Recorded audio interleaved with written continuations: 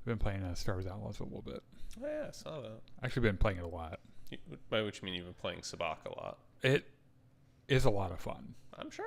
It's like a neat marriage between blackjack and poker, and I know you like poker. Yeah, and so we're live. Just spoilers. If you're here for the pre-show, just spoilers for Star Wars Outlaws. But you end up meeting Lando Calrissian. Okay, right. Cool. And you have to pay him. You have to play him in Sabacc, and that motherfucker cheats like you. And you're allowed to cheat too. Yeah. Right. But and I finally have a firm grasp on the mechanics of the game. So I'm like, okay, I've got this really good hand. There's only like one hand that will beat me. And that motherfucker has And he always has that one hand that always beats me. Clearly you need to cheat so that you have the best hand. Well, I abandoned the Lando part of it, and I was like, I'll come back, because I have like 2 out of the 3 cheats unlocked, and I was like, I'll come back after I've, Sure. after I've got the what? After you've got the last way of cheating. Yeah. Let's do this. Let's get started. Oh, you're making your return to Gremlin Squad tonight, because I forgot to tell everyone we're not playing. Okay. Which will not be the case, because in the future we'll be doing buzzed recaps. So like we won't it's not like we'll just be sitting around. No. Oh well. All right, let's go. I better not take a drink right before. Yeah. Welcome back to Jedi Enclave. I am Daniel. I'm Chris. And this is this is our weekly podcast about Star Wars and other things. After a quick. Yeah, a quick. I meant to say hiatus. 1 week hiatus. We took a little bit of a break. We're back with a vengeance, and we're here to talk about a couple things this week. There's a modicum of Star Wars to talk about. Yeah, well, there are a couple things. I mean, we're going to talk about the Acolyte a little bit, which I hate doing. By which you mean we have to talk about people talking about the Acolyte. Yep. I'm going to do a brief review of Star Wars Outlaws. Okay. And then Rings of Power. It just dropped 3 episodes. Like I'm sure they announced it somewhere, but I didn't hear about that. So I just thought there was going to be 1 episode. Nah, no, they dropped 3 hours of television and said, "Here you go." Yeah. If this were like an Acolyte thing, where like the episodes were like 25 minutes long, it wouldn't be that big of a deal. Yeah. But they're all like over an hour or something. Yeah. So it's like, holy shit. So yeah, I started watching them the day before yesterday, and we'll say more when we get to the section that we're talking about it, but I don't give a shit what anyone says. I've been enjoying that show. Yeah. And well, granted, I'm not a Tolkien like super fanboy, because I just don't. It's like you just don't care that much. It's like this. You know how like Tolkien is the creator of what you'd consider contemporary fantasy story, right? Contemporary. In that he stole everything right. from Northern European legends. Yes, and actual history. But yes. Just like George R.R. Martin kind of did, like stole from literal history and also just Tolkien. Right? The difference is Tolkien was better writer. Yes, but also wrote his stories as an excuse to use all these cool languages he made up because he was a fucking nerd. Yeah, right. So the way that I see this is, it's kind of Tolkien's work is kind of the Bible of contemporary fantasy, and like. When people make adaptions of the Bible, like they come out with a stupid Noah movie or that Mel Gibson movie, The Passion of the Christ. Yeah, it's like I'm not gonna crack open my Bible and follow along word by word. And be like, oh, that didn't happen in the Bible. You fucking deviated from the source material. It's just like it's the legend. Yeah, and you're making the story kind of cool. Yeah. And that's kind of the lens that I'm looking at Rings of Power through, where it's like, I know that Gandalf is a character in the legend. Is this canonically 100% exactly what happens in the book? I don't know. I literally couldn't tell you, and I don't give a fuck. Like, I sure do like the actor that plays him, or I guess we assume he's Gandalf. I don't know if we know for sure yet, but I'm pretty sure it's Gandalf. Yeah. after this, at 7:20ish, approximately, probably about 7:20. Whenever we start up the stream again. Yeah, we will be playing some Star Wars Battlefront 2 with my friends from Gremlin Squad, which you've not, unfortunately, been around for. I haven't seen them for a while. Yeah, so that's going to be a lot of fun. And then while you're here, while you're kind of hanging out with us, if you could give us a like and follow us on Facebook Live, Twitch, and YouTube, that would be that'd be pretty cash money of you. And I would enjoy that quite a bit. Pretty neato keen. So would Jesus. Yeah, that's true. I know that because I've seen Passion of the Christ, and he says in that movie, go like Jedi Enclave on Facebook Live, Twitch, and YouTube. Yeah. And seems legit. You can't prove that he didn't say that. Well, what are we talking about first? Oh God. Okay. So let's get the unpleasantness out of the way. Let's prepare ourselves here a little bit. So this happened while we were on our 1 week hiatus. Deadline reported that Star Wars: The Acolyte was canceled, right? Specifically not being renewed for an additional Well, season. they said canceled. They were like, this is canceled. You make a good distinction, though, because if you're a streaming IP, or if you're a streaming service that owns an IP on that streaming service, it is nothing but bad business to say you're canceling something, right? Yeah. It's so much easier for you just to not say anything about it at all.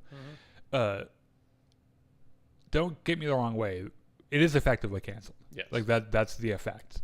But they're like, Lucasfilm isn't going to come out and say it. I think that Deadline and Hollywood Reporter talked to someone at Lucasfilm who used that phrasing. Right. Even though Lucasfilm and Disney never officially announced any additional seasons for The Acolyte. So they're not technically canceling it, but they're canceling it. And to put that into perspective, Andor was renewed for a second season before the first season aired. For the first episode. Yeah. Before anyone outside of the Walt Disney Company had ever seen it. Yeah. So I was a little worried about it when that didn't happen, because we know that they like that's just like the standard that all Star Wars shows are going to be judged by. Yeah. But from this point on, I think.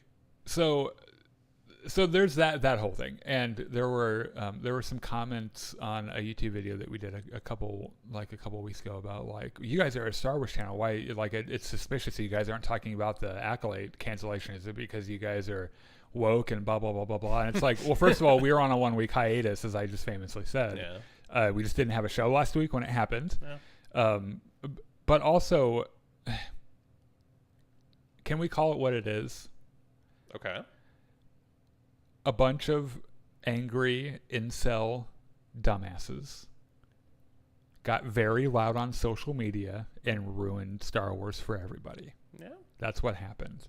Pretty much. And I won't die on a hill and say that Acolyte is the best Disney Plus Star Wars show. In fact, you can go back to our video that we put out a couple weeks ago where we re-ranked all of our... I think we put it somewhere in the middle. Right in the middle where it belongs, I think, right? Because it's fine. Yeah. Like, it's good in some ways. It could be improved in other ways. Yeah.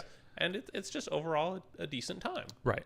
And this was a sentiment that was shared by Amanda Stenberg, who played May in OSHA, and said that she was not shocked about the cancellation of The Acolyte because, quotes, of a rampage of online hyper-conservative bigotry.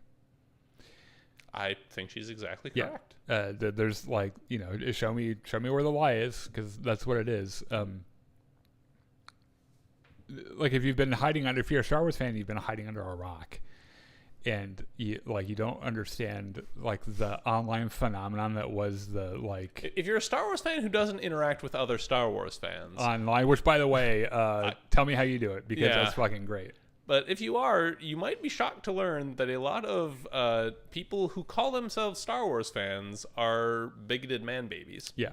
And their list of... it's funny, it's the same people who have been bitching about Star Wars Outlaws. Or like, well, I'm not playing that fucking game. I'd rather play a game where you could customize your own character. And it's like, but No.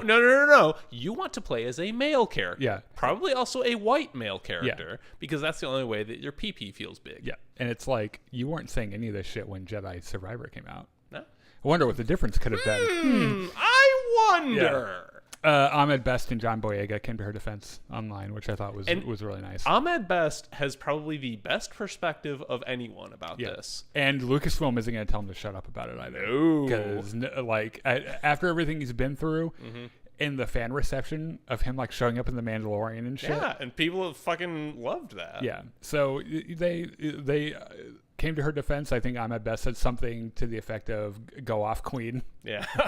But it's really sad because, like, it's a story that I think they could have made better. That, like, they could have tightened all the screws and made it a better story in season 2. As happens with shows after their first season. The first season of almost every single show is very rarely the best. Yeah.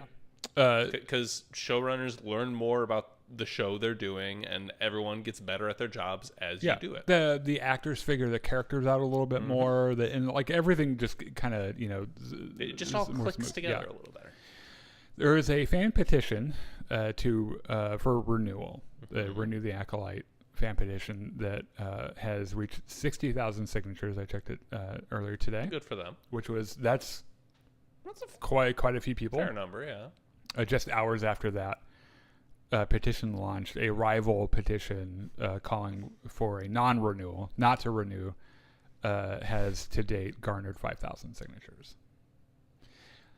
Which leads me to my next point, which is that the sniveling man babies of the world, the United States pretty much, love to get online and say something to the effect of, oh, well, a vast majority of Star Wars fans agree with me and my perspective. And it's not true. You were able to alter Rotten Tomatoes because of a coordinated bot attack. Yeah. That's confirmed. I mean, that is a thing that happened.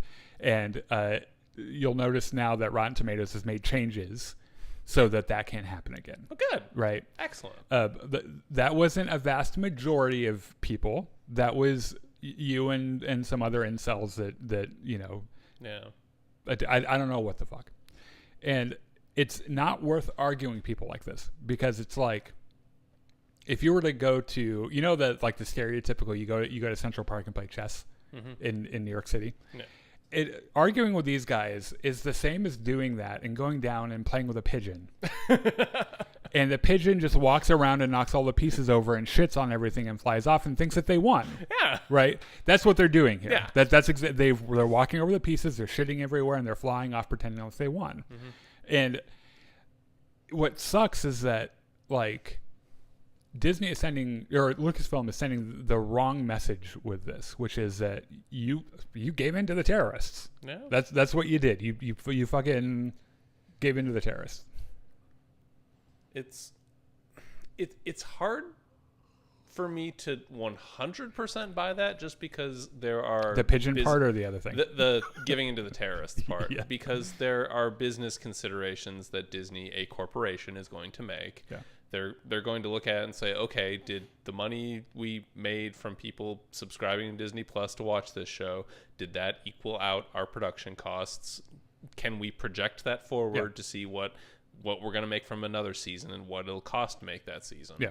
So, like, especially when they're trying to make those shows as thrifty as possible. Yes. Disney Plus has never made money in the entire time they've run it. Like, it is drained so much money out of Disney's coffers that, like, it is the reason their previous CEO got fired and Bob Iger is back in charge. Yeah. To be fair, and you're not going to see me weeping over a corporation not having anything work out, right? Because it's like, on one hand, I would like the second season of Acolyte, but on the other hand, it's like everything's burning down around you, and I fucking love it. Yeah.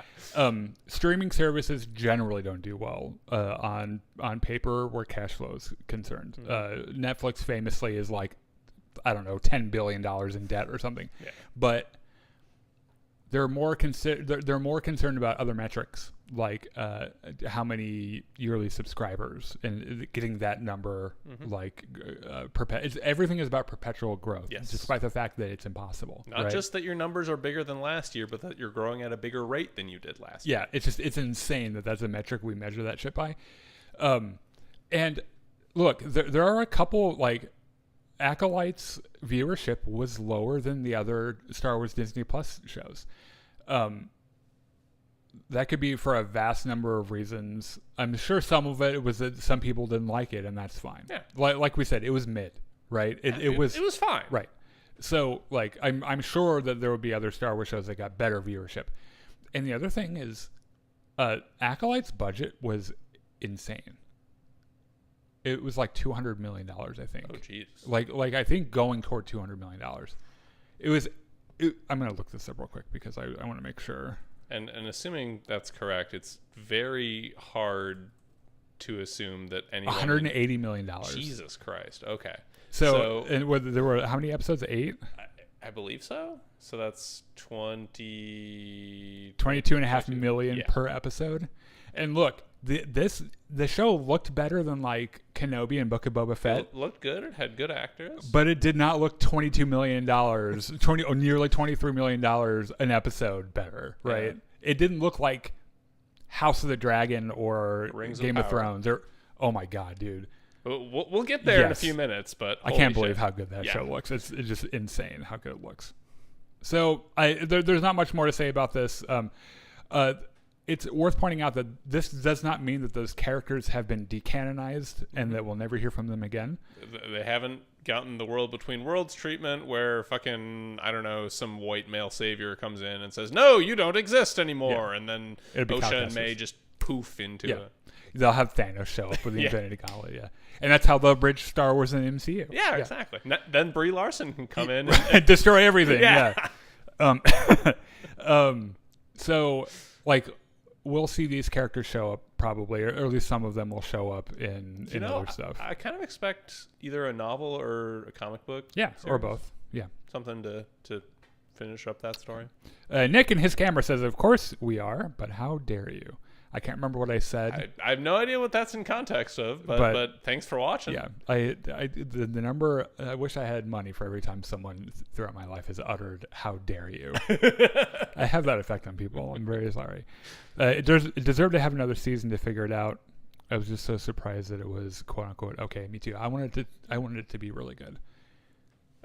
There are parts of it that are really good. Like I wanted it to be Andor. Yeah, but it wasn't. And well, that's to what be it is. Andor, you need to have Andor's writers. Right. Yeah, Tony Gilroy particularly, because that dude's a genius. Could it ever actually be renewed? Yeah, I mean, that's the thing is that, like, Lucasfilm, Disney owns the IP, and they own the streaming service. So at any point, they can just say, hey, let's make more Acolyte, and they can do it. Or they'll do another show with a bunch of the same characters and just call it something else, right? They'll be like, it's Vernestra Rose... happy fun time trip to the galaxy. With Plagueis or something, right? Yeah. I'd watch that. That'd be pretty neat. All right, so Vernestra Rose, Happy Fun Time Plagueis Puppet House. Just turn into a puppet like show. A variety show. Yeah, be great. I've been playing Star Wars Outlaws a lot. Okay. That game came out this week. Yeah, I had the early access, okay, so that I could stream it early and everything, and it's been getting pretty good reviews so far in general. Cool, which is good. I'm only a few hours in. I just mentioned I was streaming it. I'll be streaming it probably every day until you beat it. Yeah, I think I'm like 20 hours in, and I've been. Let me just give us a quick spoiler warning for this. Like, the first half to quarter. Or? Yeah, because they're not really huge spoilers because I don't know enough about the story yet because I'm just not that far in. But I'm going to give you some pros and cons that I was thinking about today. This game feels so fucking Star Wars, and it is like living in the world, and it's really neat. It even more so than like Jedi Survivor. Oh yeah. Because like Jedi Survivor, you're sort of existing on the fringes of galactic society. Like your very existence is illegal. Yeah. Whereas playing a smuggler, you're just a criminal. Yeah. Yeah. And if you get caught, you're not going to get killed by Inquisitors. You're just going to go to jail. Yeah. Right. Like you have to interact with relatively normal parts of society. Yeah. Mostly criminals, but yeah. The combat's good. Okay. It's not the best combat I've seen in a video game. It's better than Battlefront 2. Okay. But it's, the thing I love about it is that, like, obviously you don't get a lightsaber. And going into this, I was like, what the fuck am I going to do in a Star Wars game where I can't just smash people with lightsabers? Because like they're going to make me use my brain and shit. I don't know how to do that. I'm going to have to shoot people. Yeah. The blaster fire has a lot of impact. And when you hit someone, it feels like they really get hit by something. And there's this really neat detail where like if you're like hiding behind a box and someone shoots you and like the laser like just skims your head, it vibrates the whole controller. And you're like, oh shit, that was really close, right? A lot of the game depends on its stealth mechanic, which isn't amazing, but it's fine. Yeah. Like it's fine. There's lots of sneaky shit. You have a little like animal friend called Nyx who I'm in love with. In fact, just today when I was streaming it, someone kidnapped him and sold him to Jabba the Hutt. And so I broke into Jabba's palace and did a John Wick on everyone. I was so mad that they took my fucking my little guy. Yeah. And so a lot of Gamorrean guards died today. The music is good, but it is not Gordy Hop good, which is too bad. Just by a stroke of absolute coincidence, I happen to also know the composer that wrote for this game too. Oh, that's fun. I don't know him like I've actually talked to Gordy. Yeah, your Facebook friends, right? In fact, I had a conversation. His name is Blake Robinson. I had a talk with him because he did the trailer music for Rise of Skywalker. And when he on Facebook when he like revealed that he was the one that wrote it because he was like under an NDA. Yeah. I messaged him and I was like, so it sounds like a lot of that music was like a lot of the brass and stuff were sampled instruments.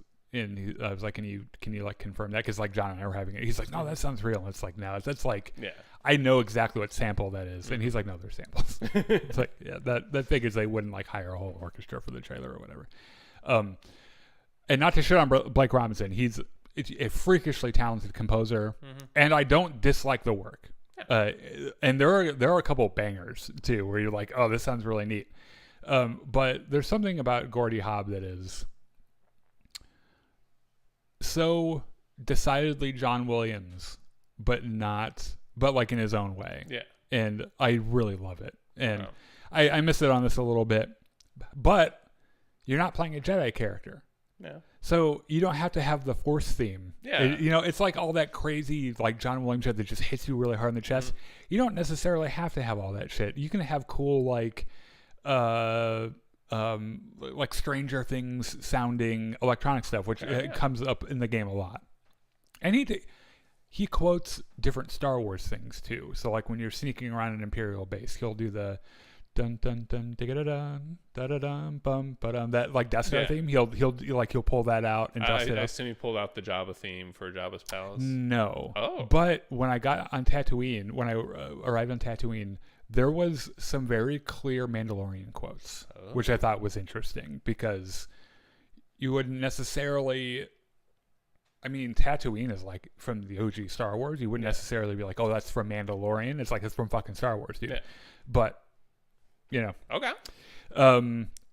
So you can't just blast your way through any engagement. Like you kind of have to like gotta be a little out, strategic. which I'm like, okay, you're making me use my monkey brain, but that's fine. Yeah.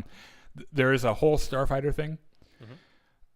It is a lot like Battlefront 2 and Starfield and Lego Star Wars: The Skywalker Saga. Which I was thankful for because I'm good at that. So right? Very arcade. Yeah, absolutely. Yes. The problem is that I can't have a different set of controls for my Starfighter as I do for when I'm on foot. So every time I go into space, because when I play, I don't know, it's Rogue Squadron 64 fucked me up because I explained this during a stream. Imagine the N64 controller, right? It's got the two handles and the penis in the middle, right? And on the penis is the joystick, right? Yeah. And you grab the penis with your left hand, and your right hand goes up here on the buttons, right? So I learned on Rogue Squadron N64 to steer my ship with my left thumb, and I cannot do it any other way. And the default is like right. I'm like, what the fuck? I don't even know. Like, I don't know. So, like, you can't have a different set of controls. Oh. So I have to go into the menu every time I go into space and get, That's awful. If a dev is watching this, I know you're not, but if I can change that. There's some things I didn't love. This game did not need to be open world. Okay. You know how, like, I don't know, there's some good open world games, then everyone started doing open world games even though they didn't need to be. Well, Ubisoft is kind of patient zero for this. Like, they made Assassin's Creed, which was the prototypical open world collectathon, and then they made like a dozen other games in that same series.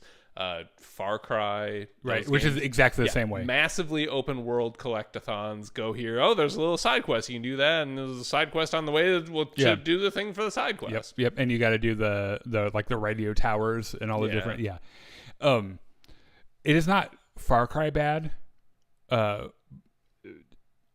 And not all the Far Cries are made equally anyway. Yeah. They're actually a couple like good ones. It could have been open world adjacent, just like Jedi Survivor. So a series of tubes. Yeah, like that's Jedi Fallen Order, which was decidedly not open world. Jedi Survivor, you could go between different planets, and there are like little mini side quests and stuff. Okay, yeah. It could have been something like that, maybe a little bit bigger. Yeah. Because I found myself comparing it to like Red Dead Redemption 2, which I consider to be the best open world game ever made on planet Earth. And I would be interested to hear an argument against that. I think most people who have played it agree. That world, first of all, that map is so huge, and is so alive. In the story mode, in the online mode, it's a little less alive because they have to juggle 20 players in the lobby. But there's wildlife everywhere. The NPCs are so interesting. In the story mode of Red Dead, you could just follow NPCs around and watch them go about their day and have conversations. And it's just, everything is just like so alive and crazy, and it's beautiful. It's gorgeous. Like, you love looking at it. And this game is gorgeous.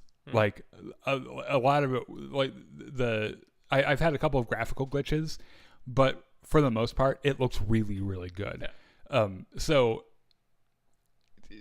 you'll run into some wildlife, but you can just see that like their pathing is like walk here, walk back. Yeah. It's not like where like in Red Dead, like you can follow a deer and it's just a deer goes around, munches. And goes over. He has his own little day. Yeah. He goes and he is a deer for the whole day. It's not like that. Right, and you run into pedestrians as you're like driving around and shit. Yeah, and you can tell they're just driving back and forth, right? So there's that. Okay. Things I'm not terribly crazy about. Mostly that it just didn't need to be open world. I would give this one like a 7. Okay. 7 out of 10. 7.5. You know what? I'll give it. It's a 7.5. Yeah. 7.5. Yeah, okay. 7.5 Nixes out of 10 Nixes. Okay. That's the official Jedi Enclave rating. Yes, put a stamp on that. Yeah. Hold on just a second before we... Will we get to see Ochi of Bastoon in Outlaws? I literally said that during yesterday's stream because we ran into... Or maybe it wasn't yesterday. It might have been the day before. We ran into Kira. Emilia Clarke's Kira. Yes. And she mentions an auction that they went to, which is straight from the comics when she's auctioning off Han Solo's carbonite block, right? And Ochi of Bastoon is at that auction, and so I was like, "Oh my gosh, I wonder if Ochi of Bastoon will be in this." Ochi of Bastoon, yeah, because that'd be pretty neat. Outlaws is how everyone but the Jedi have lived, and it's nice to finally see their world. Yeah, and it's also nice to see like they've been exploring this a little bit with new Star Wars, just the crushing yoke of the Empire. Yes. And how the normal person in general is so focused on just surviving that they barely know what's happening. Yeah. Like regime wise. They're like, oh, I guess it's the Empire this month. Yeah. Like they barely understand what exactly the rebellion is fighting for, and then like they hear a news report of this galactic terrorist Luke Skywalker blows up the Death Star, millions of people dead, dead. And they're like, oh, holy shit, that's kind of fucked up. Woke Luke Skywalker and his agenda. His agenda is killing millions. Yeah. Hey, what's up, Juan? What's up, Rakesh? Kind of like Skyrim, but in Star Wars. Yeah, it is. I mean, Skyrim's another like famous open world. Mm-hmm. I think Skyrim's one of those that people really liked as an open world game. Well, I've never played it. Yes, but also Skyrim has the Bethesda thing where like you really need to wait a year or two for them to put out all the DLC, fix some of the bugs. Oh my god, did you hear about okay, I almost shat my pants because I bought this game early release, got like 15 hours in, and then saw a news thing, an article about how they were putting out a day one patch and how players are going to lose all of their progress during the early thing, and I was like, oh hell no, motherfuckers! And it was just for PlayStation 5 players. And I was like, you know what? If they didn't brag so much about being PlayStation 5 players, maybe I'd care. All right, is it Rings of Power? Yeah, let's talk about some Rings of Power, man. Okay, so look, when this show came out last year, I watched it and I enjoyed it. Yeah. Right. I kind of forgot it was like coming up. It completely took me by surprise. Like I just saw somewhere that, hey, they dropped 3 episodes. I was like, holy shit, already? Yeah. I mentioned this during our opening. And I'm not going to do the whole thing. And you can go back and watch it if you want. I like this show, and I don't give a fuck who knows. Yeah. Like, and there is a similar thing with this show that happened with Acolyte, where everyone's like, oh, black elves, too woke. Oh, yeah. Or, it's a woman. Yeah. You know, white men, that's fucking it. Give me Elrond. And you know what? I like all of it. Yeah. And maybe that makes me a normie. Maybe that makes me a basic fucking Lord of the Rings fan. Maybe I'm not a true Tolkien fanboy. And you know what? I'm going to sleep fine knowing that tonight because I don't give a fuck. I've read Lord of the Rings when I was a kid. Okay. I barely remember what happens, like in the canon. Yeah. Never once read the Silmarillion because it's fucking boring. Because I don't hate myself. It is all the boring parts of the Old Testament. Yeah. Like I picked up The Hobbit when I was a kid and was like, "What's this?" Nope, I'm putting that down because it was like I don't know if I care about this. Yeah. I've seen the Peter Jackson movies, which are bangers. They're fucking great. Except for the Hobbit ones, and those don't count. Yeah. We don't talk about those. Yeah. Which is funny because maybe that's just a bad story because I didn't like the movies. The problem with those movies, you know, what I really liked about those movies is that guy that rode around on a sled covered in bird shit. I kind of like that guy. The problem is that like The Hobbit is shorter than any of the Lord of the Rings books. How is it a trilogy? And yet they made 3 fucking movies out of it. Like they had to pad the fuck out of it. There's a big fucking dragon in that though. Voiced by Benedict Cumberbatch. Huh. I remember that. And they do a Gandalf scene, right? With Gandalf and Elrond and Kate Blanchett. One of the main characters of Rings of Power, fucking Galadriel. Galadriel, yeah. Galadriel. Yeah. Oh, that's another thing I love about Rings of Power. How they turn every R. Yeah. So whenever they say Sauron, it's not just Sauron. Yeah, you got to like turn the R a little bit. Fucking pretentious. God, the English people. Elf. It's not all of them. It's specifically the elves. It's Are like they the ones that do it? Yeah, it's like the Elvish accent. Because they're educated and everyone else is stupid. It's just how they speak, I think. Spoiler-free thoughts, real quick. Holy shit, this show looks so good. Yeah. I've been liking the second season a lot more too. I didn't dislike the first one, but like I've been enjoying the second one more. I think we talked about it a lot with the first season, but like all the props, all the costumes, all the sets, like it is genuinely hard for me to tell what they're CGing and what is practical. Yeah, there was an effect in the second episode with the stranger. Mm-hmm. I'm not going to call him Gandalf because I don't want to be an idiot and have it be someone else. Where they're like in the desert and he uses magic and he disturbs all of the pebbles and shit. Yeah, and they're all moving around in waves. And it's like, is that in camera? Is that actually happening? Yeah. Because I cannot tell if that's CG or not. What the fuck? Like the giant tornado? Yeah. Is that a real tornado? I don't fucking know. The tornado was fake, but Yes. yeah. But like the first Are those real orcs?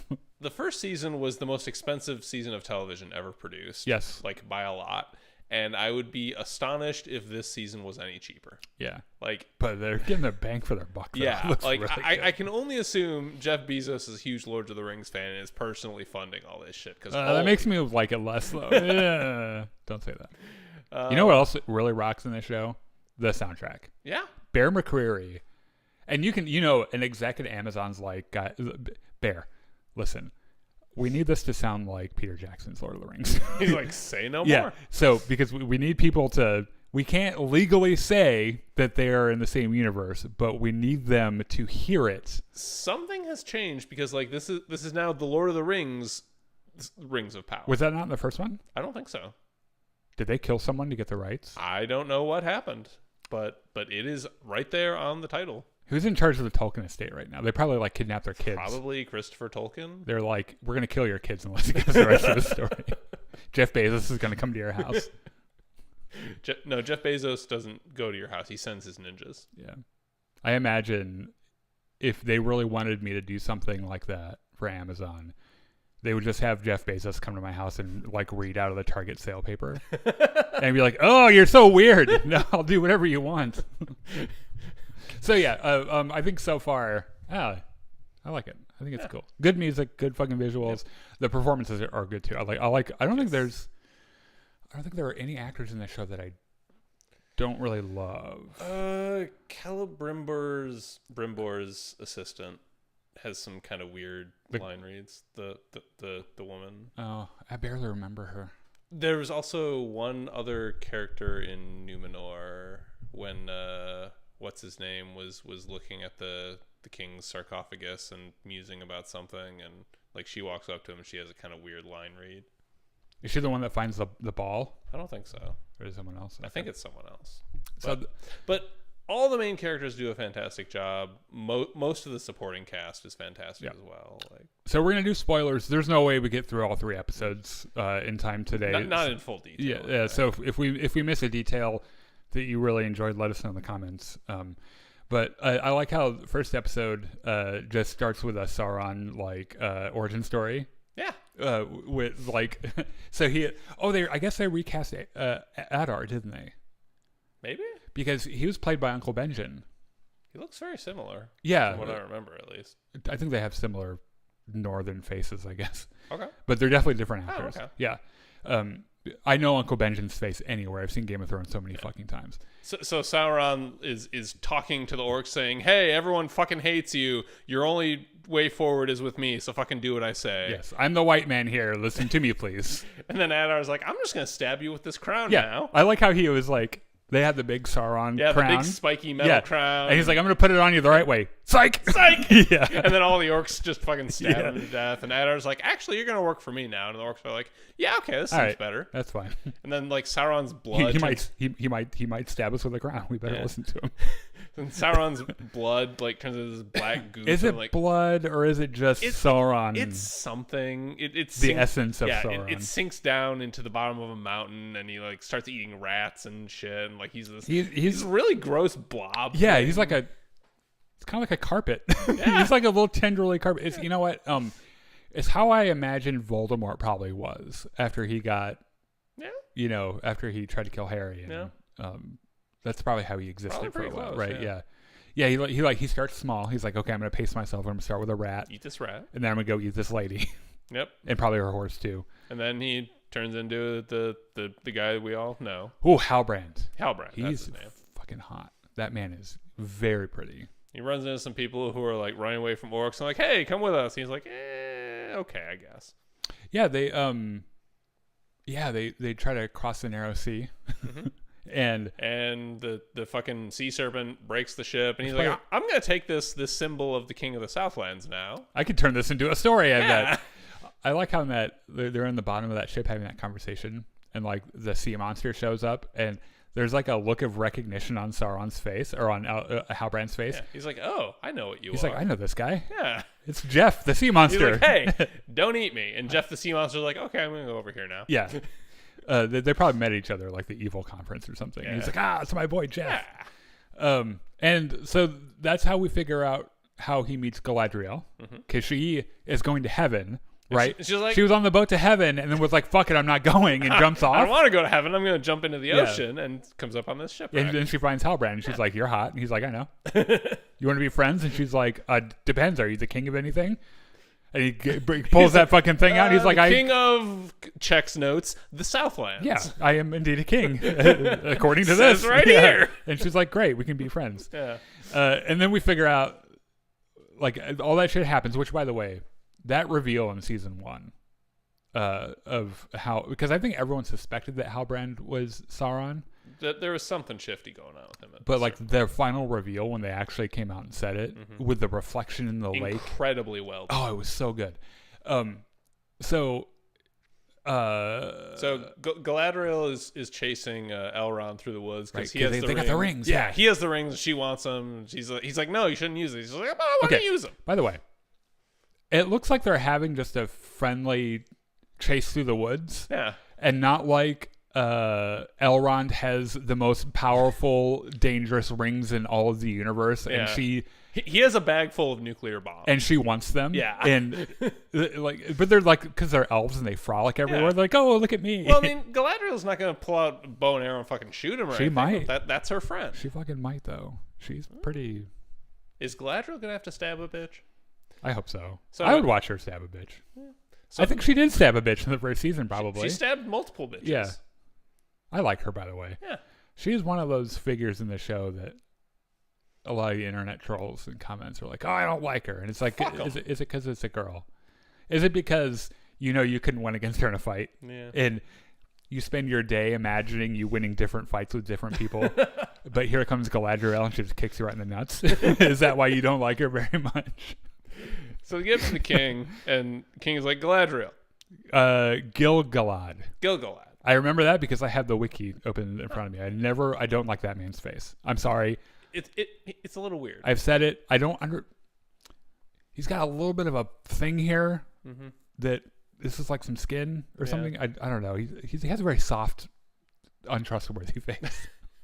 So Gil-galad is like, look, Galadriel, Elrond tells me that Halbrand isn't who you thought he was. And she's like, well, no, he's he said he was a king. You're not gonna like this. I want you to like not freak out, but he might have been Sauron. Gil-galad's like, he was who? Yeah. Okay. So this is interesting because she was the one tolling the warning bells about Sauron, and everyone was like, "No, fuck you, that's not real." And then she's like, "Oh, I found Sauron," and they're like, "How could you? How could you be fooled by him? We all knew." How could you be friends with Sauron? Yeah, it's like you didn't even believe he fucking existed, motherfucker. Yeah. Like, what's wrong with you? By the way, we forgot to mention during the Sauron origin story, there's a cool fucking effect where he just explodes into a bunch of fucking frost everywhere because he gets stabbed a million times. Like Adar like kind of nudges him with his boot, and then finally like, yeah, I think he orgasms or something. Yeah, and it was a little orgasm-ish. And he's the reason that entire region is snowy all the time now. Yeah, because like before it was regular green plants and shit. But I know some people noted that Adar and some of the orcs who were at ground zero were just fine. Yeah. So I don't know. Maybe it wasn't like an explosion. He's just like, everything gets snow now. Yeah. So a quick reminder that the elves need golden leaves to stay in Middle Earth for some reason. Yes. And they need to not be falling from a tree, and the tree looks a little sickly. And so they're trying to figure out a way to like heal it or whatever. And the basic fight is we have these rings. The rings will heal the tree. Elrond's like, oh, okay, but Sauron made them. Yes. Well, Sauron helped to make them. Right. His knowledge was there, and that was what went into. Right. And we don't know if he corrupted Celebrimbor or not, or like it's safer just to not. Yes. And Galadriel's like, or we do and we fix every problem ever. And the king's like, yeah, we're gonna do that. Yeah. And then Elrond is like, not if I steal them. Not if I jump off a fucking cliff. Yeah. So he steals them and talks to Círdan. Master Círdan. Círdan, yeah. Círdan, sorry. Yeah. Again, not a token fanboy. Yeah. Círdan's like, well, that's quite a dilemma you got there, but what if I take these rings, take them out in the ocean, just drop them in this bottomless pit? Yeah. Elrond's like, that's an excellent idea. Go do that. That is a good idea. I saw a comment on the internet who was like, they gave Círdan or is that his name? Yes. A fucking beard, and elves don't have beards, and like how could they never pay attention to the source material. And like a super Tolkien fanboy was like, he literally has a beard in the book, you stupid fuck. Also, the very next time we see him, he's literally shaves. shaving. Yeah, so he by the way gets in his boat and very calmly just sails out. Yep. And everyone's like, oh god, where is he? And he's like, I'm on the boat. And like he's about to drop him, and like there's this giant shaking, and he's like, well, let me just take a look at these. Oh, these rings are actually kind of cool. They do the ring thing where they're like, don't throw us in. Yeah. We're your friend. And he's like, okay. Well, maybe you are my friend. Yeah. And so he takes them back. And then Elrond's like, you fucking idiot. All you had to do was that. So he comes up to Gil-galad. He's got one of the rings on. He's like, hey. Oh, yeah, this one's mine. Yeah. Sorry. This is mine. Like, you can pick. Like, I'm team red. You can be blue or you can be diamond. I just like how the presumption. Yeah. He's like, I'm keeping this ring. This one's mine. So like he goes to put him in Gil-galad's hand. Like Gil-galad drops him, and one of them falls directly to Galadriel's feet. And so they're the three people with the rings. This is a neat, I guess, parallel to Galadriel in the Lord of the Rings film. Who Frodo is like, fuck it, why don't you take the ring? She's like, nope, don't even joke about that. So in the source material, in present day of Lord of the Rings, she still has the ring that she has here. Oh, okay. Yeah, she has one, Elrond has one, and I believe Gandalf has the third one. I think that's right. Where does he keep it? Probably in that giant stick he has. So speaking of Gandalf, he is kind of slowly getting his memories back. And he's like hanging out with Nori the Harfoot. And they're lost. They're going to... Rune, yeah. And RHU with the cool accent over it. N. Yeah. So it turns out they're Nori's friend Poppy like shows up and she's like, I've got maps. And they're like, that's great. I've got maps and snacks. Yeah. Well, right before that, so Gandalf doesn't want to use his magic because he's afraid he's going to make things explode. Yeah. And Nori's like, hey, we're out of food. Like, here's a tree. Make it make food. And Gandalf's like, okay, get the fuck back. Now, tree, I'm going to talk to you very sensually in the language with of all the the fucking pebbles and shit. Yeah. Let me touch some pebbles. Make me some food. Yeah. And the tree fucking explodes. And Nora's like, hey, there's a bunch of beetles here. We can fry these. Yeah. They literally have a Hakuna Matata thing. Yeah. They just eat some beetles. Yep. They're being followed by some mysterious guys. And then some bad hombres. Yeah. Yeah. The Elf King sends a message to Celebrimbor, who's like, bro, Halbrand is probably Sauron. He's sketchy. Watch out. Yeah. And we find out that message never makes it. Nope. And I think it might have been too late anyway. Yeah, because by that point, Halbrand. Let's talk about how this folds out. Yeah. So Halbrand like surrenders himself to the orcs. He's still undercover here, so he gets taken before Adar. He's like, hey, I can tell you about Sauron. Adar's like, fuck you. I'm gonna have my guys beat the hell out of you until I'm gonna tell you about Sauron. I stabbed him with a fucking crown, and he disappeared. So Hadar's thrown in jail. Halbrand is thrown in jail, and like every so often, this one dude comes by to beat the shit out of him. And eventually, Adar's like, okay, look, clearly you don't respond well to torture. So here's what I'm gonna do. I'm gonna set your people free. I'm gonna let you go. You're going to tell me where Sauron is. And if I do this, please don't have the dog friend you made in jail eat my human person. Yeah. Halbrand's like, deal. Yeah, except for the last part. So he jumps on his horse. He rides out. When he gets to the edge of the camp, like, he stops because he hears the dog eating his guy. Yeah. He's like, fucker. Yeah. Which, by the way, like, if I were locked in a prison cell and there was a ravenous, hungry dog, I'd probably give him my food too. Yeah, give him your food.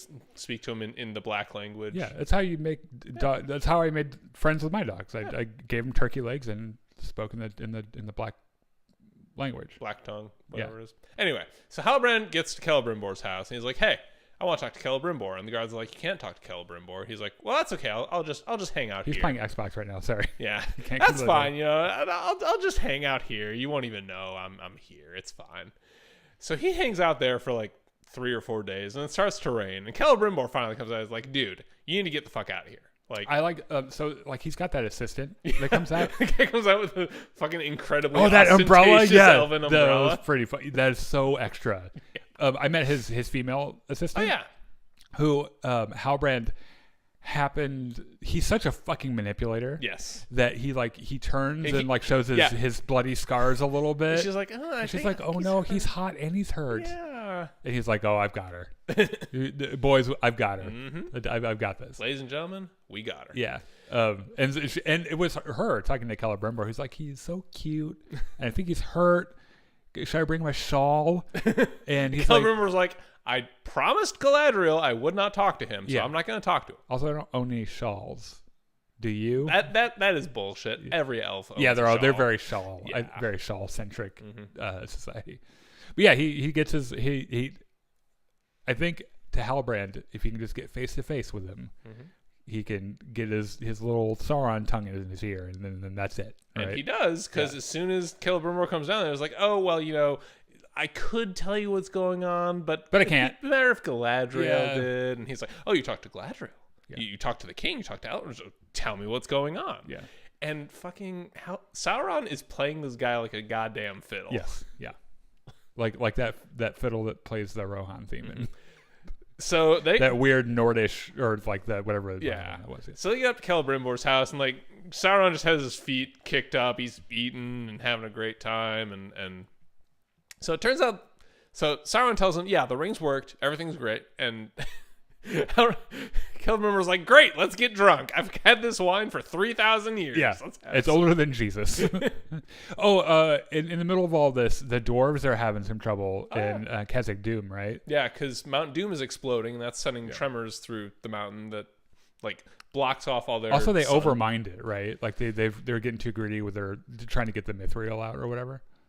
I think so. I know that's what eventually happens to him, but I don't know. Well, they ended the first season with that stinger with the Mephisto. What the fuck is that guy's name? The fire demon dude. Oh, the Balrog. Yeah, the Balrog. Yeah. So I think that's kind of what, like, because they're trying to get the mithril or whatever. Yeah. The dwarf king and the dwarf son are estranged, and they're both very stubborn. I think they're both named Durin. Yeah. And he's okay. So Durin's wife, the mountain singer. What's her name? Starts with a D. I like how she has a little bit of facial hair. Yeah. Because Gimli mentions just a tiny bit of side. Yeah. He like in the original movie is like, oh, dwarvish women have. Of all the characters in this show, she is the one I would most like to be friends with. Oh yeah, she seems pretty down to earth. Yeah. I like how exasperated she is by Durin just being an asshole. Yeah. She's like, dude, just go fucking apologize to your father. Like, life's too short for this shit. And then she's in front of the king. She's like, dude, just go fucking apologize to your son. She's trying to play both sides. And she's like, guys, come on. She's like, I don't know. She's like, the Switzerland of this whole thing. Yeah. She tries to fix the mountain by singing. Yeah, she and her buddies try to fix it by singing, and they make it worse. Yeah. Whoops. And so this is where Halbrand gets the idea. We can make rings for the dwarves. Yeah. Because they'll make their shit better too. Mm-hmm. And by the way, I lied to you about who I am. I'm not Halbrand. I'm an elf. Mm-hmm. And he goes and walks into the forge. And he says, I'm not a man or a dwarf or an elf. I am something else. Yeah. A god or whatever. But I have a friend, a messenger, whatever. Okay, just like Celebrimbor turns around, he's just not there, and everything is dark, and he's like, "What the fuck, man?" And then he just comes out of the fireplace like, "Behold!" Yeah, the forge like fires up and shit, and he's like, "Oh God, is there a person in there?" And he's like, "Yeah, I'm God." Yeah. You can call me, what is he? Anatar. Anatar, yeah.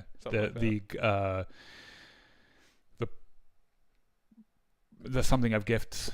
The Lord of Gifts. The Dude of Gifts, yeah. The Bro of Gifts. The Bro of Gifts. Yeah. We'll go with that, yeah. And so he's like, yeah, we're going to make some rings for the dwarves. Yeah, so Durin and his wife go out to meet him, and Celebrimbor was like, yeah, we can make you these rings. There'll be one for each of the dwarf lords. It'll be great. You can fix your mountains. Everything will be fantastic. And Durin's Why did you guys try to sing to it? Just use the fucking rings. Yeah. Durin's like, let me get back to you. Yeah, we're going to need to talk to my dad, because we're not sure how this is going to work out. Also, I don't really talk to my dad, so like you really picked the exact wrong person to bring this to. They have a touching scene where Lesser Durin apologizes, even though he knows he is right. Yeah, but he swallows his pride. Yeah. And the king shows up and is like, yeah, fucking let's do rings. Here's some mithril. Yeah. And yeah. So very neat detail in this. Like Celebrimbor was going to go to drop the mithril and Sauron's like, no. I want to do it. I'll take I that. want to do it. It's like when you get on the elevator, you're like, I'm pressing the button. Yeah, and like he holds it and like kind of closes his eyes for a second. Does a little magic, I think, probably on it. Most likely. Yeah. And then transfers it to his left hand, which is just a neat little detail because your left hand is referred to as your sinister hand. Ooh, okay. Because that comes from Latin, dexter, sinister. Okay. And then drops it in. So that's how the dwarves got fucked up. Is that why people sometimes only masturbate with their left hands? Really couldn't say. Even right-handed people? No, I'm not saying I do that. I'm just saying that like I've heard of that. I could not comment on that. We'll have to ask the bro of gifts. Yeah, he'll know. So meanwhile, in the Southlands, shit is still fucked up. Oh, I like how the beginning of the third episode starts off with Isildur's horse. Oh yeah, and his little adventure. Yeah, because they're trying. Yeah, the horse is freaking the fuck out. Yeah, because he's like, dude, can you chill? Yeah, they're like they want to go back to Numenor, right? Yeah. And he's like, no. I'm a horse. First of all, I don't like being on ships. But also, fuck you. My dude is still out here. Yeah. And he runs off. So he runs off into a fucking spider nest. Yeah. Which I thought maybe. I know the big spider from the Shelob. Yeah. I don't think it's that, right? It's not that. It might be like her children or something. Ugh. But I got massive Harry Potter and the Prisoner of Azkaban vibes from this with what's the spider's name from Harry Potter? I forget, but I know what you're talking about. Yeah, it kind of felt like that. Which, by the way, you know this because you know me, but we're very spider friendly in my house because not if they were spiders like this. Yeah, I don't like people making spiders into creepy things that we need to be afraid of because spiders are almost always harmless. It is very rare that they bite. And when they bite, it's because you're fucking with them and they can't find a way out. And they don't like to be around humans. They'll run away from humans because they're like, what the fuck is that? So if you're arachnophobic, the spiders don't like you either. Yeah, and they just prefer not. And that like all these myths about like how many spiders you swallow a year is just bullshit, right? Like none of that shit happens. It's why when you walk up to my house, we have this giant spider web, and if you go and look at it right now, hundreds of mosquitoes caught in it. Fucking mosquitoes that aren't biting me in that fucking web, and I hope they're all dying a slow, painful death. Thank you, spider. Anyway, so but no, fuck these spiders. So they're really gross. Yeah. So Isildur and the horse like sort of tag team the spiders, and they get out of there. Isildur almost drinks some corpse water. That's kind of fun. Yeah. That kind of reminded me of what's that part from Lord of the Rings? When the swamp of dead men or whatever it is. Yeah. But instead of drinking the water, he's like, "I'll take your boots and your sword, though, because I might need that." He meets a traveler on the road. Yes. Who was attacked by orcs? It turns out is actually stabs him in the thigh, and then when he goes to kill, he's like, "No, I'm sorry. Please don't. By the way, that's a really good way to be unalive. Getting stabbed in the thigh. Yeah. That is a terribly dangerous place to be stabbed. Yeah, and then she just pulls him out. I was like, "No, you're not supposed to do that." I like that. I like that detail of him knowing you're not supposed to pull it out because that's a medical fact. If you're stabbed, it doesn't matter where you're stabbed. You're not supposed to take it out, but because it's probably holding a blood vessel closed, right? And if you take it out, it's going to open up. Thankfully, she didn't get his femoral artery because he would have been dead in minutes. Yeah. But they patch him up and they ride off and they run into some another dude who was attacked by orcs. Yeah, they're like outlaws. Yeah. Well, they're Adar's dudes. Oh yeah. So she's also one of Adar's dudes, right? Yeah, we don't know that yet though. Yeah, but now we do. Yeah. Because like at one point she like has the mark on the back of her neck and she like burns it off. Yeah. And so Adar's dudes like steal his horse again. He's like, that's fucked up. But the black elf shows up and he's like, hey, I'm a badass. I'm gonna kill all these guys. But then I'm immediately leaving. Fuck you. Shame about your horse. Yeah, sorry. I gotta go take this wood in to burn a chick. Yeah, because his girlfriend. Yeah, his girlfriend died. That was really sad. And he like he's trying to. I appreciate this Isildur's like devotion to his animal. Yeah. I totally get that. I'd be like, I would kill a bunch of people for my horse if I had a horse. Like Isildur's a bumbling idiot most of the time. The horse kind of is too. But he really genuinely loves that. I think the horse like legitimately helps him out of that spider nest. Yeah. He is like, if it's not for the horse, Isildur is dead. I think the horse is smarter than Isildur. Probably. Oh. I mean, it's Tolkien. Tolkien really liked certain animals. Yeah, it's probably some special horse. Yeah. So like the Black Elf's girlfriend's son, like is a, Theo. Theo, yeah. Theo doesn't like him, so he's like, dude, just stop trying to be cool with me. I don't like you. Fuck off. Get out of your emo phase. Yeah. Sorry. So what? Your mom's dead. Oh, by the way, Isildur, you want your horse back? Like, let's fucking go grab it. Yeah. And so yeah, that's the whole thing. They get the horse back. So Isildur gets the horse back. It's a tense moment, by the way. Yeah. When he like walks up to the horse and he's like trying to really quietly. And then like the guys look over, but the horse moves his head, so that and he's like leaning up against his body. Yeah. And you see it from their angle, and you can see the horse has turned his head, and like you can kind of tell that something might be there, but the guy's like too far away. Yeah. It was like, oh, this is kind of neat. And Theo just fucking walks in the camp like, hey, you guys with Adar? Because I'm with Adar. Adar's pretty cool, right? Yeah, Adar's my bro. Yeah, we're homies. Here's a mark on my arm that none of you will recognize. And they're like, what is that? And he's like, I don't know. It's from a sword.